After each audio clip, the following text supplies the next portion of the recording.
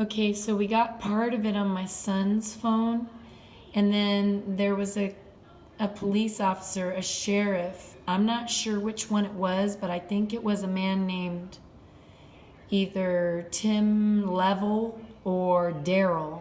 There, one of the administrators, I think it was, that was recording me with his own private cell phone. So this is what we got so far, just on my son's phone from today's visit, and then I'm gonna also include one that was from yesterday when they were bothering us yesterday.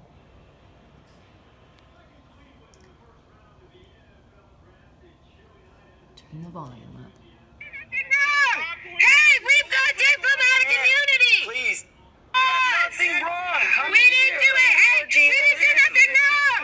Hey, we've got diplomatic immunity. Please, Tim. We came here to make a I complaint. came here to make a complaint, sir. Something is wrong. Don't exit the vehicle. Tim, I came here to make a Turn around. No. Turn around. We came to make a complaint. Back up to We me. came to make a complaint. Go to your knees. You're against the law. Thank you. No. Turn your head. No. Don't let him in. Hair on. I'm not getting shot. I'm not getting shot. I'm not getting shot. My son is more important. I don't know what to tell you. We didn't do anything wrong. We have diplomatic immunity. He followed us from the courthouse. He's been harassing us since yesterday. He's been harassing us. He's harassing us. Where's the phone? It's right here. Do me a favor. Step to the front of the vehicle. Thank you. Ma'am, if you don't mind, exit the vehicle. Ma'am, if you don't mind, exit the vehicle.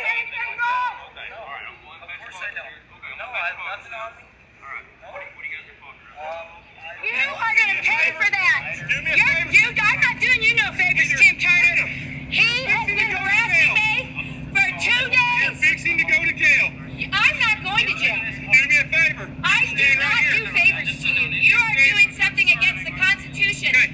You are a public servant. You have a right to You're a complain. public You're servant. right. You are a Stand public right there. servant. You're right. Stand I right want there. you to fill out a public servant I questionnaire don't have right to. now. Stand Yes, right there. you do. Stand right there. Yes, you do. We came here to make a complaint. They stole a baby, the Child Protective Services, and we have standing and status as American state citizens. I am a Naturalized citizens. I'm an American state national. He is violating the rules of process. He has violated the due process rules. We didn't do nothing wrong. We followed all chess clubs. He followed us from the courthouse. He followed us from the courthouse. Hey, we didn't do nothing wrong. We didn't. We didn't do a thing wrong. Tim Turner used illegal force and a gun on us. And he's going to pay for that. I have a fee schedule. Done nothing wrong. We did nothing wrong. Commission. Nothing. It's gonna be your last. You don't have my permission. You don't have my permission. Calm down. He doesn't have my permission. He does not have my consent. That's search Don't and touch seizure, me. unlawful search and Don't seizure. touch me. Go down easier. Don't touch me. It's illegal. I said don't touch me. Look at this car. Stop. Look at this You're car. going to jail yourself, Tim. Give him What are this you car. doing? Please give him Why? That one right there is the one that threw me to the ground on my face. I landed on my face. You see? I landed on my face. I had already previously told Tim before my son turned the video on that I had a broken neck and back and hip, and that we had done nothing wrong. We'd come from the courthouse where the judge allowed a sheriff to lay hands on me in the courtroom in front of probably 30 people.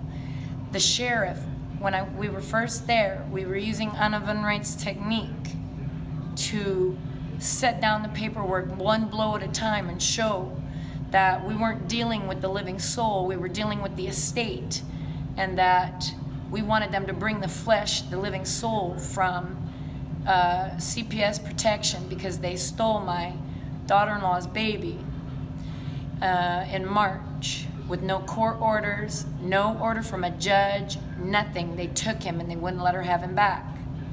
So we were doing what we could in court, and the judge, I said to him, I would like to give you a copy of these naturalization 928 packet documents to show our status and our standing. And he refused to take them. I said, "Where's your bailiff so I can hand them to you? I don't want to cross the bar." He said, "Bailiff," and they all laughed. Next thing I know, a sheriff is grabbing me on my left arm as hard as he can. I turn to him and say, "Don't you touch me. You don't have a right to do that. You don't have authority or jurisdiction." And then I turn back to the one that's on my right side and I say, "You guys do not have permission to touch me." And then I address the judge again. And then before I know it, they're telling me to leave the building or leave the room. And then the sheriff out there, his number's 505.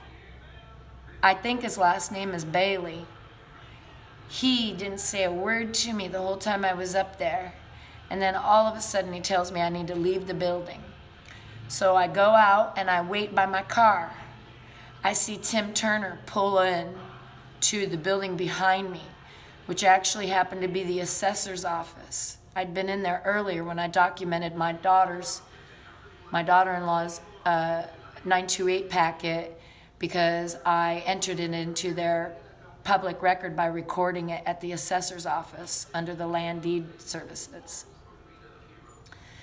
And he was parked there, and Chanel noticed it, and then I noticed it. And then my son came out, and then my son went back in with a baby deed so that he could show that judge that he was in fact on the baby deed and that he was in fact on the birth certificate and that we had amended it. And Tim Turner was still there. So for a total of about 30 minutes, Tim Turner waited at the assessor's office. The minute we took off, we start down the road, get to the stop sign, and hang a right, and we see Tim Turner coming behind us. We go around the bank and back over to the courthouse, and then we decide we're going to go to Chanel's mom's. So we go back to the bank and hang a right and go towards Chanel's mom's house. And then I said, "No, we need to go make a complaint that the county Child Protective Services has kidnapped your son." So we decided we were going to go over to the sheriff's office. Chanel wasn't quite sure where it was at, and Russell was trying to save his phone because now, this was a mile worth of driving at the most. Now Tim Turner has called it in, supposedly. I want the copy of what he called in, because he supposedly calls us in, and with no reason, we did not violate any laws, we did not speed, we weren't violating any traffic laws, we were keeping all law. When all of a sudden he turns on his lights, the diesel truck in front of us goes to the side, and we go around him because we thought he was pulling them over, the diesel truck. And then all of a sudden, as we go around him and turn right to go to the sheriff's office, my son says, "Tim Turner's still behind us." I said, "He is?" And he said, "Yeah, and he's got his lights on still." I was like, "What?" Keep going to the sheriff's office. So we got to the sheriff's office, which was less than a quarter of a mile. And Tim Turner starts out by demanding that we get out of the automobile. My son puts his hands up and looks out the window with my credential card and says, "Here's my mom's credential card. We haven't done anything wrong. We've actually come here to make a complaint." And then Tim Turner started threatening him. And within not even 3 minutes, he takes out what I thought was a rifle because I couldn't see him. And he blows out my driver past occupant door and the window. And I was like, "Did he just blow that window out?" And they both say yes, my son and Chanel. And my son was scared shitless. This man weighs like 350 pounds, and I am afraid of him. And now my very reserved and very quiet and very shy son, who doesn't deal well with social outbursts, Now he's scared. So he gets out of the automobile. And then from just before he gets out of the automobile is where I start saying, we've done nothing wrong. I mean, I really started screaming because Tim Turner wasn't listening to us. He'd seen us the day before, and he was told, we didn't call you, and we didn't ask for your help, and we don't need you bothering us. We don't need you to be acting like you have some duty to come over here and get in our argument. And we're a family, and we're working it out, and we don't need your help. I don't know who you say is calling you, but I haven't heard anyone. So if you don't have an injured party affidavit, you need to go. And we got that all on video.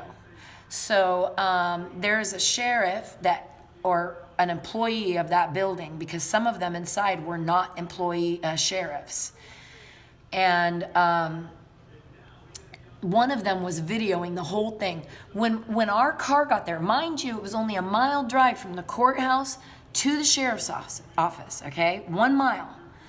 By the time we got to the sheriff's office, there was over 10 employees standing outside, one with the phone recorder waiting to video record. So you tell me, what was Tim Turner's intention? Their intention was to harm me? They did.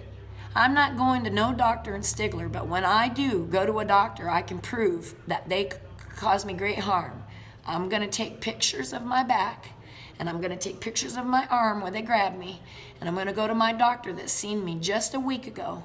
He knows my condition, and I'm going to get medical documents, because if they broke my back again, then I want punitive damages. They caused me harm, bodily harm, and they scared me, or they tried to. I'm not afraid of them. So I'm going to provide you with another video, and I'm going to try to tell you what happened yesterday in a different video. And then today, after the guy basically quarterback sacked me, because the one that came up behind me in the video as it ends, he shoves me and I land on my face. Okay? And then after he shoved me and I landed on my face,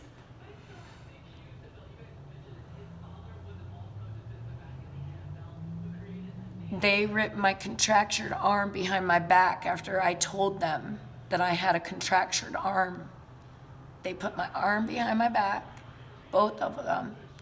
They handcuffed me, and then they told me to roll over because I was screaming, "Don't pick me up backwards, my rotator cuffs will tear."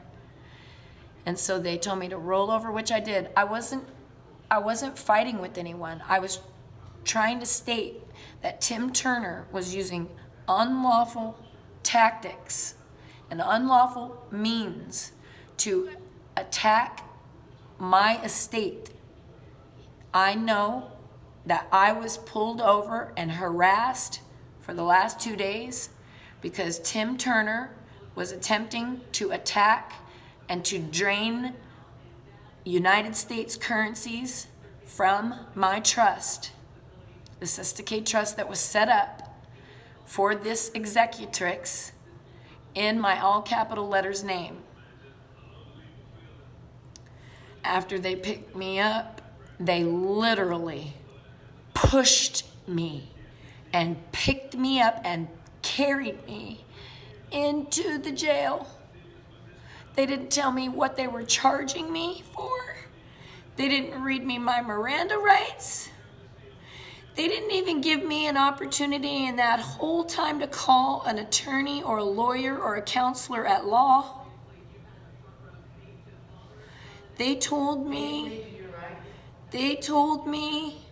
that I could call a bail bondsman after I told him, give me my bond papers so I can bond myself out. They said, we don't do that around here. You're gonna get a bonder. She's gonna come and get you out, is what they said. I said, that's kind of funny because in Florida, I told them I want my bond papers so I can sign myself out, and they let me out. So this is the third time now that these police have been bothering me when I don't have a license plate. Tim Turner told me yesterday he was going to arrest me and take my automobile away from me if he caught me driving in it. Now, I don't have to have a license plate, and I don't have to have a driver license. According to the Department of Motor Vehicles, I travel in an automobile, and I was the occupant in the back seat when he pulled us over. And he came after me. I jumped out of my car out of fear. I ran to those other officers, not realizing they were part of the posse. They were waiting for us to get there. They were waiting with videos on so they could record this.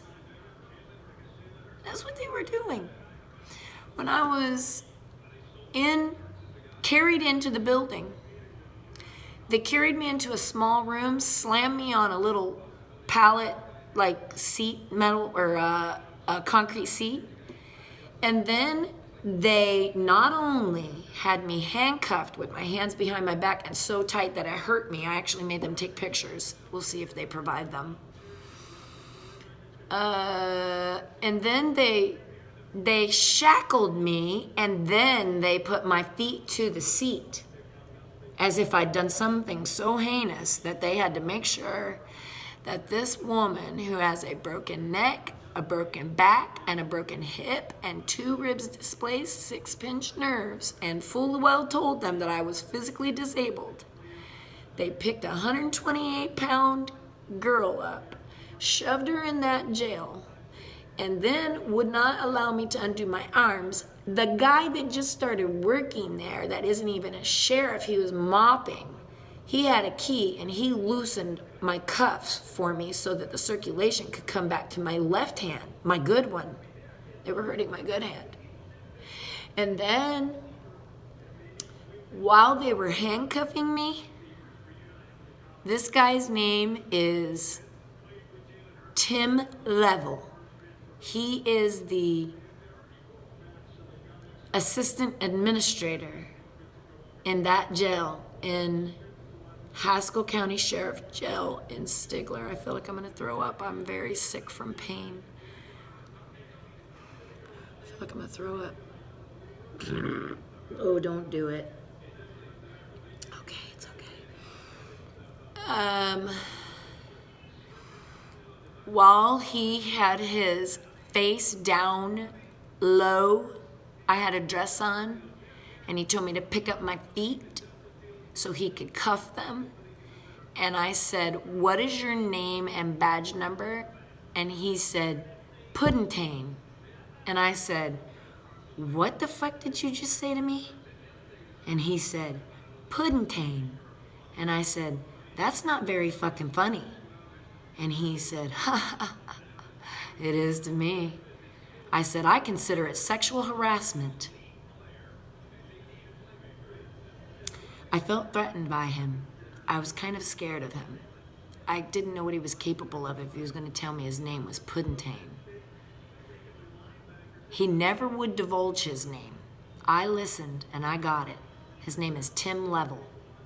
I asked him on at least 13 occasions to give me his name and badge number. He kept telling me, "I'm not a sheriff. I'm not a sheriff."